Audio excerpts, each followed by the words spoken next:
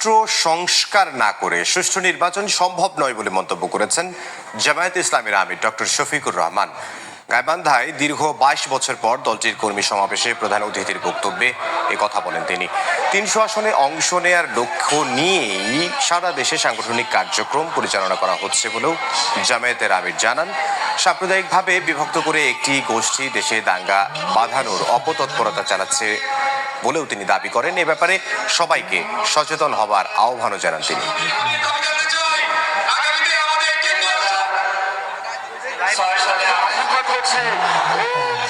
সুষ্ঠু নির্বাচনের জন্য আগে সুষ্ঠু পরিবেশ বা সমতল মাঠ তৈরি করতে হবে, লেভেল প্লেইং ফিল্ড। এটার জন্য কিছু বেসিক সংস্কার লাগবে। সংস্কারের কাজে বর্তমান সরকার হাত দিয়েছে, তারা একটু সময় চেয়েছে।